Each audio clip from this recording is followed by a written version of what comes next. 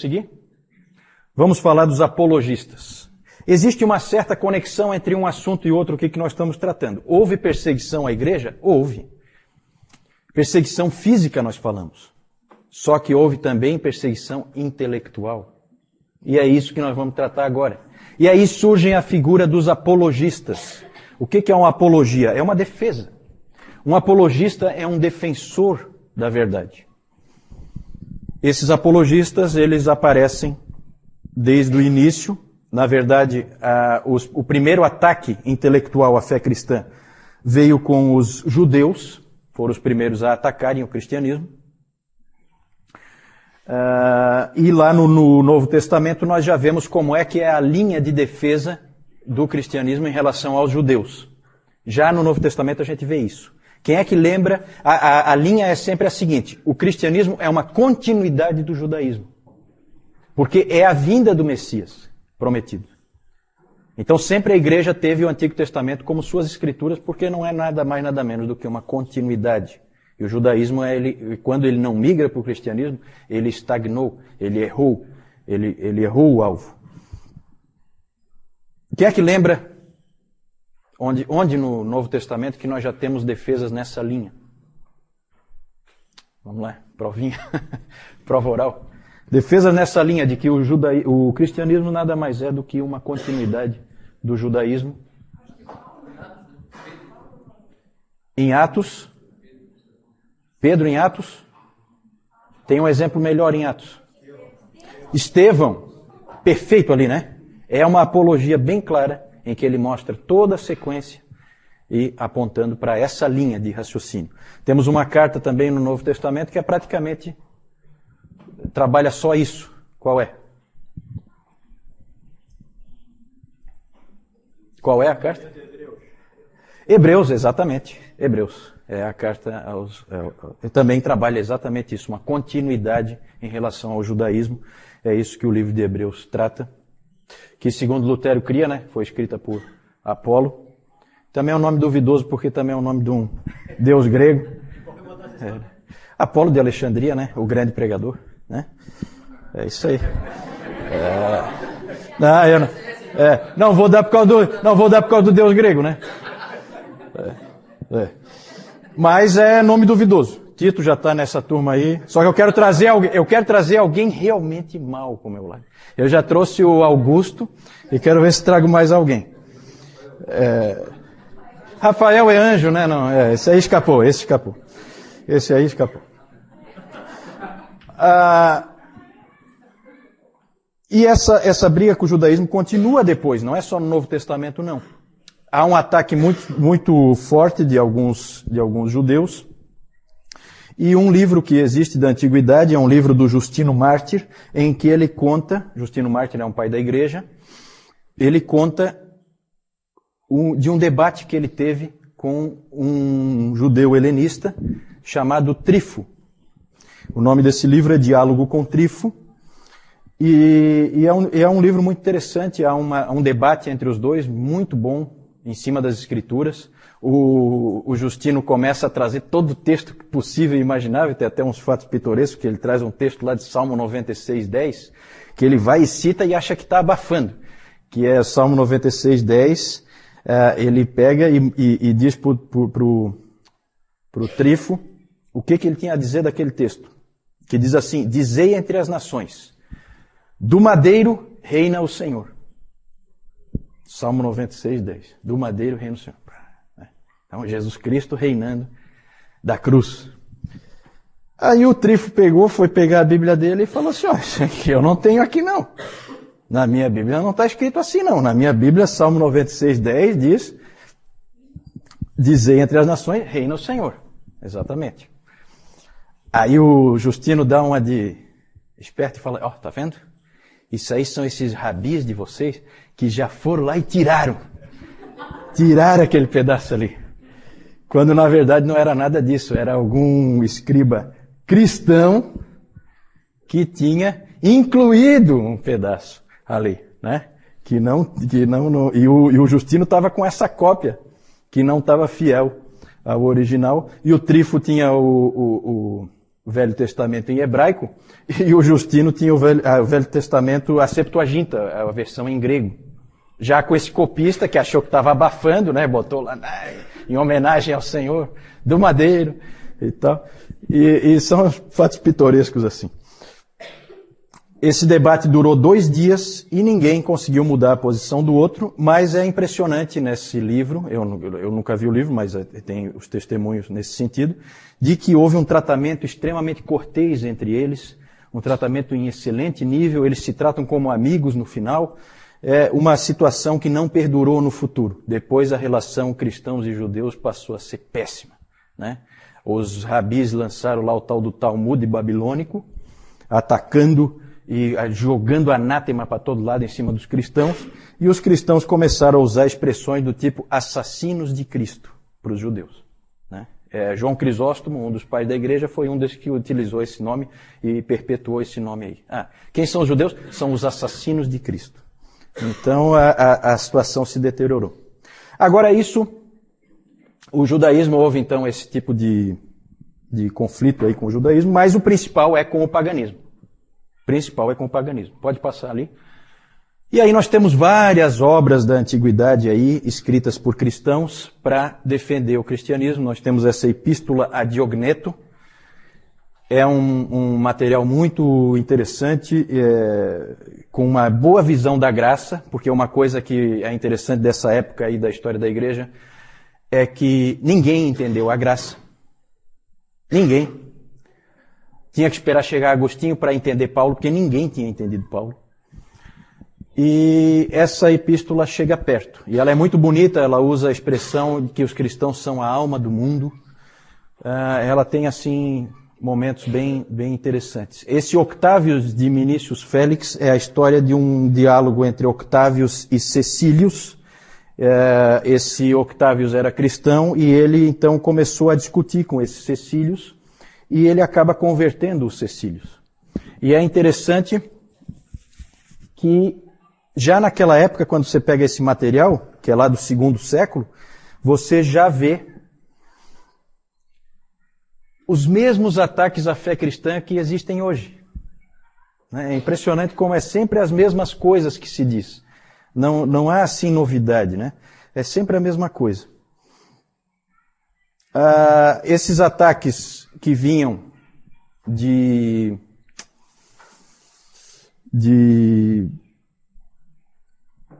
fontes pagãs, normalmente de filósofos e tal, eram ataques sofisticados. Nós temos um famoso que é um livro do Celsus, né? Esse Celso, não tem um Celso aí não, né? Eu tô louco para trazer alguém. Esse Celso publicou o livro Verdadeira Razão, em que ele ataca, destrói mesmo o cristianismo. E aí vem Orígenes, que era um gênio, que é aquele que a mãe preservou escondendo a roupa. O Orígenes, ele escreve um livro famoso que se chama Contra Celsum, em que ele rebate todas as acusações do Celso. Então os apologistas, é sempre esse trabalho de escrita, é sempre esse trabalho de ataques, e eles daí se defendem, esses ataques mais sofisticados, mas também havia ataques intelectuais mais grosseiros. E um interessante, que depois o João vai mostrar, é uma pichação que existe hoje em Roma, nas ruínas lá. Existe uma pichação na parede, com uma figura de um burro crucificado, um homem com cabeça de burro, e embaixo escrito, Alexandre adora o seu Deus. Ou Alexandre adorando o seu Deus. Isso é encontrado hoje lá. Na verdade, o que é? É uma gozação de algum vizinho mala lá, do tipo né? Que não gostava do Alexandre, não gostava dos cristãos, e então fez ali, uma referência a Cristo daquela maneira, em que ele procurava desonrar a Cristo.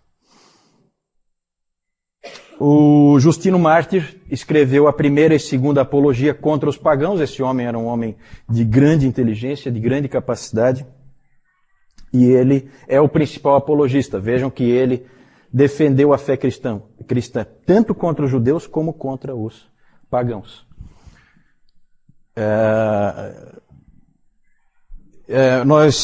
Na verdade, nós temos que agora parar para pensar um pouquinho porque a relação entre o judaísmo e o cristianismo é evidente, é simples de ver.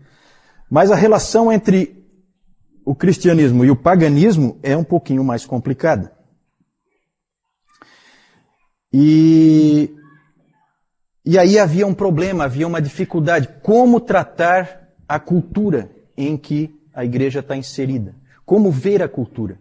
Como encarar? Devemos pegar o que se sabe, o que se conhece na cultura pagã e trazer para dentro da igreja, ou devemos nos afastar completamente? Isso foi um problema muito sério, uma dificuldade muito grande para a igreja saber como tratar isso. Daqui a pouco nós vamos ver em detalhes como que isso funciona. Na verdade, nós temos duas abordagens, duas formas de tratar a cultura nessa época dos apologistas. Pode passar isso. Cristianismo e cultura, duas abordagens. Uma é a abordagem de Clemente de Alexandria.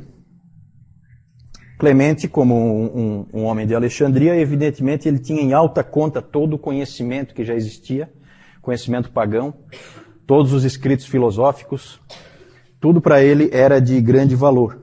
E ele, então, ele enxergava assim, quando ele era perguntado se os cristãos deveriam repudiar todas essas coisas ou abraçá-las, o Clemente respondia: se alguém precisa de comida, deixe-o ordenhar a ovelha. Se precisa de roupa, deixe-o tosquiá-la. Da mesma forma, deixe-me usufruir da erudição grega. Ele achava que todos os filósofos pertenciam aos cristãos, que aquilo tudo era dos cristãos, e que aquilo tudo era para ser usufruído pela igreja, e não jogado fora. Essa era a postura do Clemente de Alexandria. Não é à toa que venha de Alexandria esse pensamento. E o Justino Mártir tem uma frase famosa dele, em que ele dizia que onde quer que haja verdade, ela vem de Cristo e pertence a nós. A mesma atitude. É verdade? É nossa. Então vamos pegá-la para nós. Essa é uma atitude, a atitude de integrar essas coisas no cristianismo. E a outra atitude, saindo de Alexandria, que é no norte da África, e indo mais para o ocidente, mais para o oeste, nós chegamos em Cartago, também no norte da África, e lá nós encontramos Tertuliano. E Tertuliano tem uma postura oposta. Ele acha que não deve haver nenhum vínculo entre a igreja, entre a fé cristã e a filosofia grega, o pensamento dos pagãos. Quem é que está certo? Pergunta difícil. Na verdade, a postura de Clemente, e que também foi depois a postura de Orígenes, que é sucessor de Clemente em Alexandria, é uma postura perigosa, porque ela leva facilmente a um sincretismo. Parecido com o que existe hoje em dia, né? Quando a gente pega e inclui a ciência dentro da igreja, e aí acontece coisas como a que o Nilton pregou hoje de manhã, de pessoas que misturam o relato bíblico com o evolucionismo, ou então no tratamento das vidas das pessoas na igreja, você começa a misturar a palavra de Deus com a psicologia, por exemplo. No fim você não sabe se você está realmente tratando pela psicologia ou pela Bíblia, você já não sabe mais. Começa a haver uma mistura, começa a haver um sincretismo, e não é à toa que em Alexandria floresceu o gnosticismo valentiniano, porque você acaba abrindo o caminho para todo tipo de sincretismo, mistura de religiões. Cartago, nós temos Tertuliano. Tertuliano é uma grande figura da história da igreja, já citei ele várias vezes aqui. E esse Tertuliano, ele foi um homem que ele era um advogado, ele se converteu mais ou menos na meia-idade, com em torno de 40 anos. E ele era um homem muito enérgico, muito combativo, gostava de uma briga, e grande orador, grande pregador, extremamente dogmático, firme nas suas posições, e ele não gostou nada da atitude que Alexandria tinha em relação aos gregos. ele disse, eu tenho aqui uma frase dele, deixa eu ver onde é que está. É uma famosa frase, que talvez vocês já tenham escutado. O Tertuliano tem várias frases famosas, em que ele pergunta o seguinte: o que tem Jerusalém com Atenas? Já ouviram essa frase? É dele. O que é que Atenas tem a ver com Jerusalém? O que é que tem a academia com a igreja? O que é que tem os hereges a ver com os cristãos? Essa era a posição dele. E o Tertuliano, na verdade, ele era um pouco exagerado. E nessa posição dele também tinha problema. Na primeira nós tínhamos esse problema do sincretismo. Começa a misturar tudo, no fim você já não tem mais um cristianismo puro. E no caso do Tertuliano, você tem um isolamento da igreja em relação à cultura. Ele se isola. E você começa a ter um cristianismo estranho. E o Tertuliano tinha umas frases que não ajudavam nada. O Celso criticava, o Celso que eu falei antes, um crítico dos cristãos, ele criticou no seu Verdadeira Razão, ele disse o seguinte, que os cristãos dizem, não faça perguntas, apenas creia. Isso para o Celso era inadmissível. E o Tertuliano, acho que ele ia um pouco nessa linha, porque olha só essa frase dele, que sempre deixou todo mundo estupefato. Ele dizia assim, eu creio porque é absurdo. O Filho de Deus morreu. Isso é crível porque é uma tolice. E ele foi morto e ressuscitou. Isso é certo, porque é impossível. Esse tipo de atitude não ajudava nada, porque, na verdade, pessoas como Celso achavam isso uma coisa irracional. E o cristianismo não é irracional. Então esse aí é um outro extremo que o Tertuliano foi, que também não foi muito legal. O Tassiano, que é outro pai da igreja, esse foi pior ainda, ele era mais radical ainda. E o monasticismo medieval, os monges medievais, não foram numa direção muito diferente, não. Eles foram mais ou menos nessa direção aí. Tem aquele livro, O Nome da Rosa, do Umberto Eco, que eu nunca me atrevi a ler, porque dizem que é terrível de ler, né? Porque ele escreve um monte de línguas diferentes, porque cada monge fala numa língua diferente. E tem até um monge lá que fala todas as línguas juntas, né? Ele sabia tantas línguas na história do Umberto Eco. Ele sabia tantas línguas diferentes que no final ele não sabia falar nenhuma. Então tem trechos lá em que esse monge fala que daí ninguém entende nada porque é misturado as várias línguas. Então é uma coisa esquisita. Mas nesse livro, o filme dá para assistir, né? O livro é complicado de ler. Mas ali tem a história gira em torno de um monge que queria dar um jeito de se livrar das obras de Aristóteles. Certo? Então é dentro dessa atitude aqui do Tertuliano. Certo? Ele queria se ver livre das obras do Aristóteles. O livro gira em torno desse tema. Né? Quem é que está certo? Quem está certo? Vejam bem, gente, aqui a gente tem que pensar assim, a igreja é uma só. Quando um cara lá em Alexandria fala uma coisa, me afeta aqui. Porque não existem várias igrejas, existe uma igreja única. É a igreja católica, que nós falamos antes. Essa época ainda é uma época em que a igreja é uma só. Então um se preocupa com o que o outro pensa. É diferente de hoje em dia em que todo mundo é meio independente e tal, a igreja é toda dividida. Não, nesse tempo não. Quem é que será que estava certo? Para que direção a igreja deve ir? Isso foi difícil. E não existe resposta fácil para isso. Na verdade, esse problema do cristianismo em relação à cultura sempre foi um problema. E é um problema hoje ainda. O quanto da cultura você aceita, o quanto não. Você pode assistir um filme de Hollywood? É errado um cristão fazer isso ou é certo? Um irmão vai dizer que é errado, outro irmão vai dizer que é certo. Um irmão diz que podemos usufruir disso, o outro vai dizer que não. O problema continua, gente. O problema continua.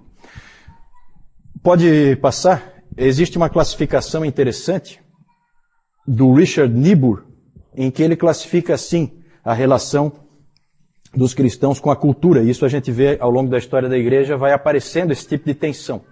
Existe a situação Cristo contra a cultura. Quem é que tem esse tipo de situação que nós já vimos aqui? Tertuliano. Cristo contra a cultura, bem típico. Cristo da cultura não é o Clemente, nem o Orígenes. Aí aparece uma outra pessoa que nós vamos ver um pouquinho mais para frente, que é o Eusébio. O Eusébio de Cesareia. O pai da história da igreja. Esse aí entra ali, Cristo da cultura. Temos o Cristo acima da cultura, que aí sim entra o Clemente, e entra também mais para... entra o Orígenes, e entra mais tarde, Tomás de Aquino, em que a cultura, ela é... Nós temos que extrair da cultura o que é bom para nós, Cristo fica sempre acima, mas a gente usufrui da cultura que está num nível um pouco mais baixo. Aí tem a quarta visão, Cristo e cultura em paradoxo, que é a visão do Lutero, em que Lutero dizia, há uma tensão contínua, não dá para resolver, aceite. Aceite. Vai ser sempre assim. Não dá para resolver. E a última visão, Cristo, o transformador da cultura, que é a visão tipicamente de Calvino, e também podemos encaixar ali Agostinho. Nós vamos depois tratar dessas pessoas, a gente vai ver esse tipo de situação, mas sempre foi um problema, continua sendo. O livro do Niebuhr também não resolve o problema, ele só coloca o problema, não dá a solução. Acho que ninguém vai dar nunca a solução. Isso é sempre um problema na igreja, e eu acho que sempre vai ser. Pode passar? João. Essa aqui é aquela pichação que foi colocada lá no muro ali daquele vizinho mala. Aqui, representando a cruz, aqui uma figura com a cabeça de um burro. E aqui, Alexandre adorando ali o burro. Então, quer dizer, se tem um adorando um burro, seria mais ou menos assim, um burro adorando outro burro, né? E aqui nós temos o Justino Mártir, figura dele. Próximo. Aqui nós temos o famoso farol de Alexandria, o porto de Alexandria também. Aqui o farol, onde já foi falado ali, inclusive da biblioteca lá de Alexandria. E aqui nós temos o Clemente de Alexandria, que também o Juliano falou ainda há pouco sobre ele. Alguma pergunta aí em relação aos apologistas?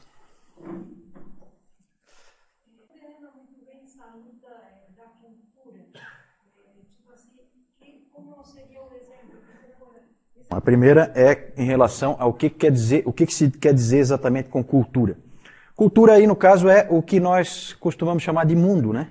Na verdade, é tudo, é toda a forma de ser, os valores, as ênfases, a maneira de viver das pessoas que são do mundo. As filosofias que elas seguem, como elas constroem o pensamento delas, a maneira delas aprenderem, as ênfases, tudo isso é a cultura. Nós devemos trazer isso para dentro da igreja ou não? Nós devemos ser semelhantes a eles ou nós devemos ser radicalmente diferentes deles? Sempre foi, né? É hoje, inclusive. Nós temos grupos de cristãos, desde o Amish, que não se mistura em nada com a cultura, até o totalmente mundano que sai no bloco de carnaval, sem problema nenhum. Certo? Então existem essas gradações aí. Numa igreja católica, isso seria um problema seríssimo. Uma igreja única. Hoje as igrejas são divididas, então um não se preocupa muito com o que o outro faz. Mas naquela época, afetava. Quem é que está certo? Para onde a igreja deve ir? Quem é que nós devemos ouvir? Devemos ouvir Tertuliano ou devemos ouvir Clemente? Né? É o problema.